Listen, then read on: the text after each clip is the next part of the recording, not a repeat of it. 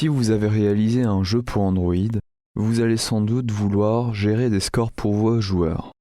Or, c'est quelque chose qui nécessite une infrastructure serveur, du temps et certaines compétences que vous ne possédez pas forcément. Mais il existe certains systèmes qui permettent de gérer des scores dans ces applications de manière très simple et décentralisée. L'une d'entre elles est Scoreloop. C'est celle que nous utilisons actuellement dans nos jeux chez Magma Mobile. Nous allons donc voir dans cette vidéo comment intégrer Scoreloop à vos applications et voir les possibilités qu'offre cette solution.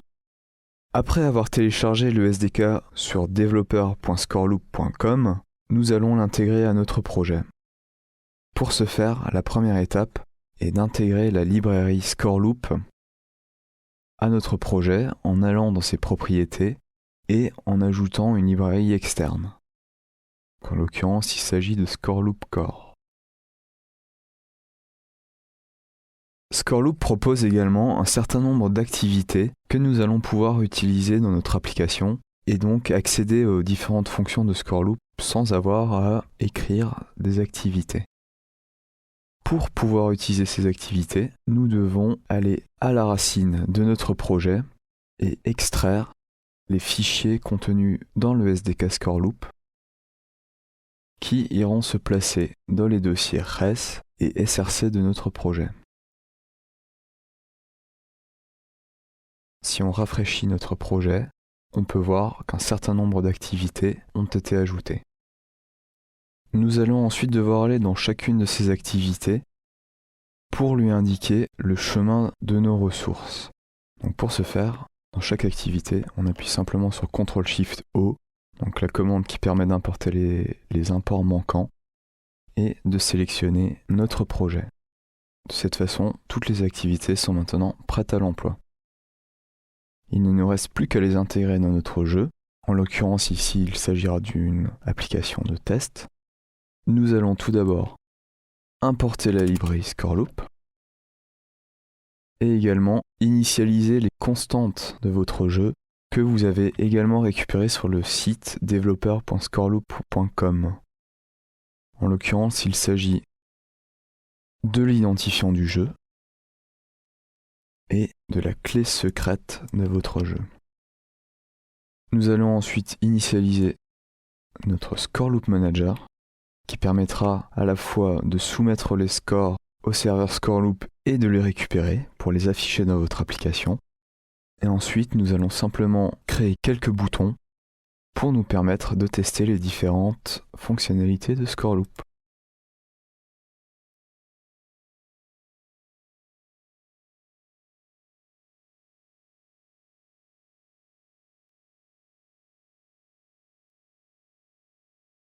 Nous allons également ajouter un progress dialog pour indiquer à l'utilisateur que le score est en train d'être soumis.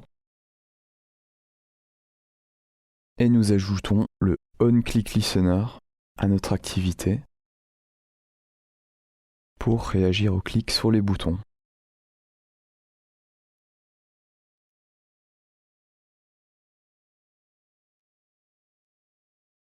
Nous allons tout d'abord soumettre un score aléatoire à Scoreloop. Donc, nous allons tout simplement générer un nombre entre 1 et 100.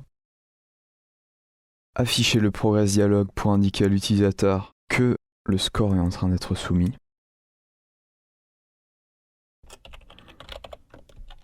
Et nous allons utiliser notre Scoreloop Manager pour soumettre le score que l'on vient de créer.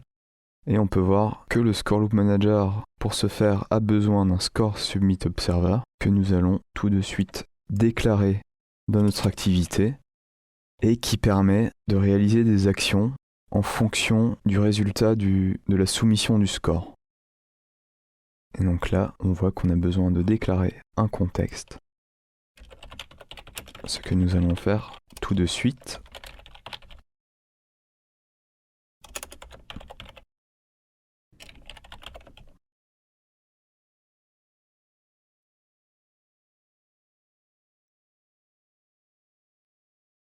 Lorsque le score sera soumis, nous allons utiliser une autre fonctionnalité de Scoreloop.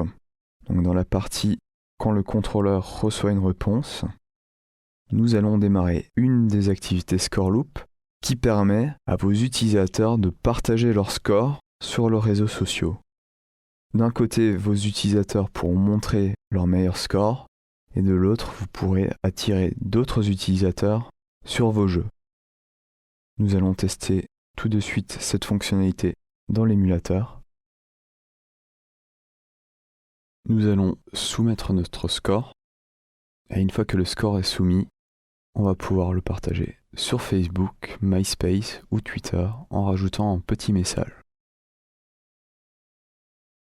Ajoutons maintenant d'autres fonctionnalités, comme par exemple la possibilité pour l'utilisateur de modifier son profil ScoreLoop et ainsi de lui permettre de changer son nom d'utilisateur et son email. Nous allons également permettre à l'utilisateur de consulter les autres jeux qui utilisent ScoreLoop. Et pour finir, ScoreLoop propose une fonctionnalité qui permet de manière très simple d'afficher tous les meilleurs scores des jeux sur différentes périodes. À noter qu'il faudra déclarer toutes vos activités dans l'Android Manifest, exactement comme si c'était des activités classiques. On donne également à l'application les permissions Internet, la possibilité de lire les contacts du téléphone et également l'état du téléphone. Allons maintenant voir le résultat dans l'émulateur. Allons tout d'abord voir les meilleurs scores pour ce jeu. On a tout d'abord les scores globaux, les meilleurs scores sur 24 heures et également les scores de nos amis. On peut également éditer son profil, consulter la liste de ses amis. Et pour finir, on peut aller voir les différents jeux qui utilisent ScoreLoop et également les jeux de nos amis.